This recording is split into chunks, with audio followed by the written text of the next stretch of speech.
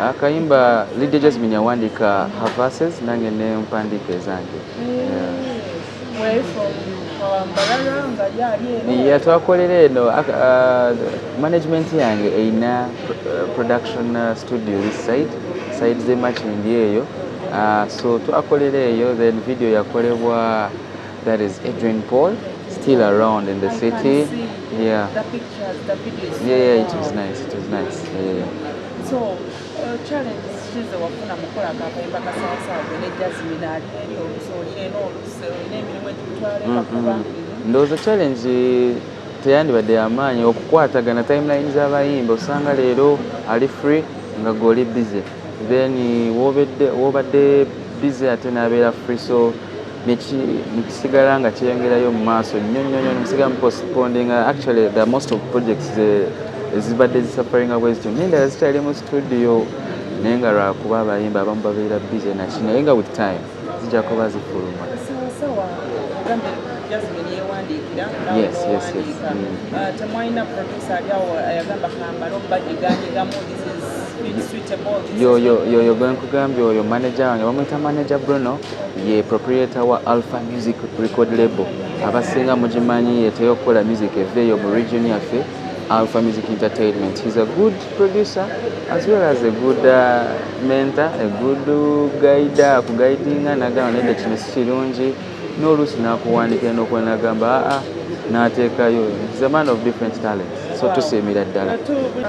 Mu video gikola, did you sit down together with her nekugamba leetayo miliyoni 10 nange ndete 10 oba bwe yali ayagala kukola kukola ebimu ku ebyo sitera kubingiramu nnyo, the fact that nina management etera oku reaching out ne pitching a proposal, then abayimba abo bonna abasinga balina management, so management sits as management. Fe abayimbe tujja buzi n'otamanya, olaba bulabi engoye bakwambaza, olaba bulabi wa makeup akukwatako, so it's management ennungi ze zitera okuleeta ebintu bwe bityo okubaawo. Waliwo Samka Cat Lubowa eyo Entebbe, the Samka Cat company bavugira obumotoka eyo, then the other scene yali eyo Munyonyo. Munyonyo, those were the two scenes, the house and the cat. I thought some of these places Mbarara. No, it's in the city. Kampala. Yeah, in the Kampala. Mpozi gye twakolera mu region yeno empya eya Jamal Waswa. Yeah, it's in Fort Portal. True, Fort Portal is a beautiful place, so omuntu yenna n'akalaba ajja kugamba beautiful place.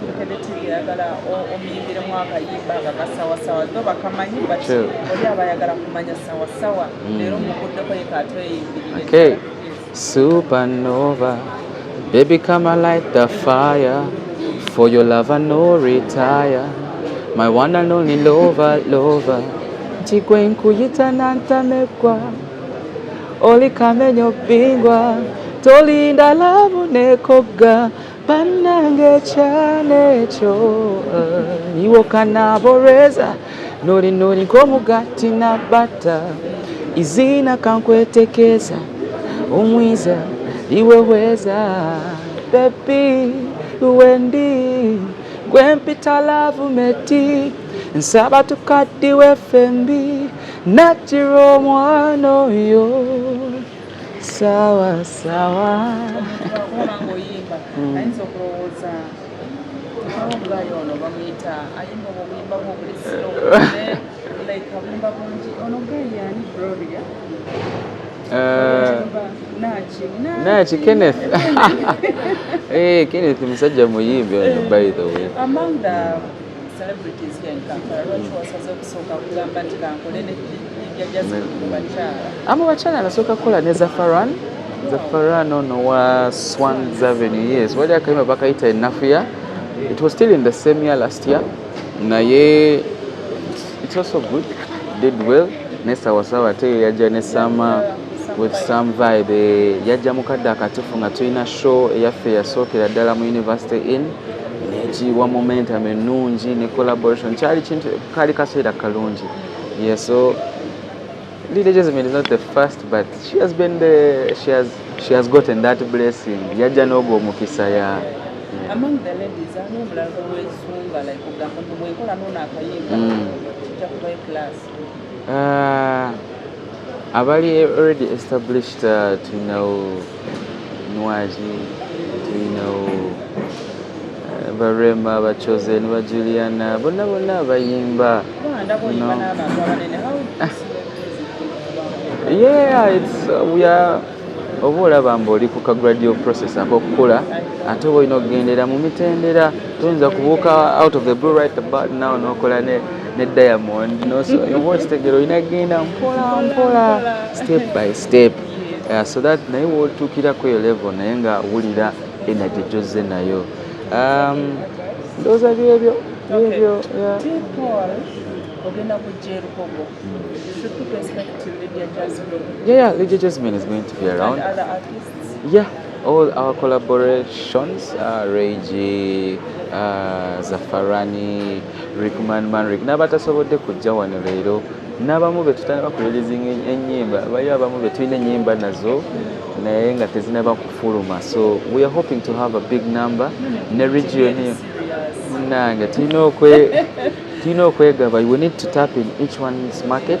N'ofunayo mu north n'ocollaborating ayo n'ogendako mu east n'ocollaborating nga ba Victor Rose, ba John Black n'ojjako eno mu west ba Tiptony, ba Haley Baby, abe Kasese. Like if you need to tap the whole attention of Uganda, olina gezaako n'otuukirira.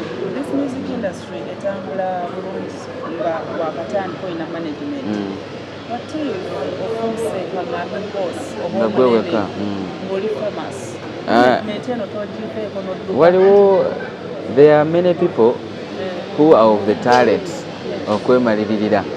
Naye nze personally I believe in teamwork nje wannyo respect and priority kubanga buli omu ajja ne strength ezanjawulo ku munne.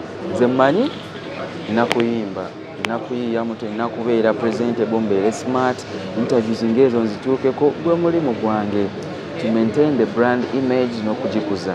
N'omanya mbu olinayo wa marketing, n'amanya mbu agenda kukola kino na kino, n'omanya mbu olinayo wa social media, n'amanya mbu yes leero ogenzeko onyiridde oyambadde ki. Like you need to give different people who are talented in all those departments n'osanga nga team eri emu nga mulya kyekimu.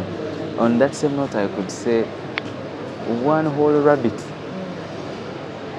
yonna ennyama rabbit than n'okutwala ekifi ku elephant. Ekitegeere like bw'okola wekka oyinza okuwangulayo ka rabbit. Naye ate if it's a team you might get an elephant, buli omu ate n'agenda ewaka n'ekifi ekisaamusaamu.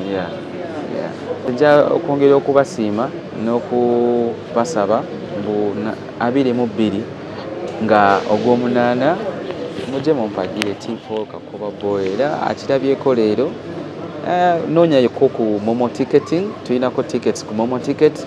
Ordinary ticket ya mitwalo 2, VIP ya mitwalo 5, tables 1 million ne 2 million. Ate osobola tutuukirira ne selling points mweziri tujja kuba tuzisharinga ku mitimbagano egitali egimu n'egimu. Oluganda nongezeza.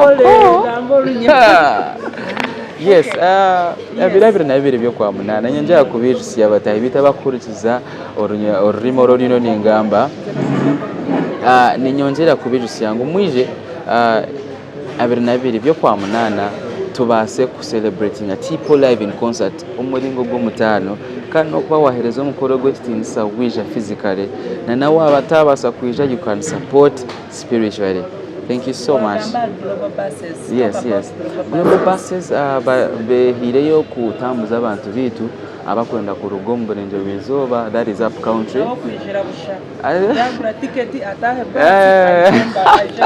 I know I think we are yet to discuss further with Global and communicate. Abakuba nawe ine expenses yakuba naraba mu kwija emotoka service yakola kinaki so noronda kuwamuhayo so that twena tushemererwe hamwe. So we are going to communicate next public holiday ya Western Region mu kibuga Kampala. Kana batahi bitabo mu kibuga ntwenjera kubirusyangu. Please plan ahead and be there. Thank you so much for accepting in advance.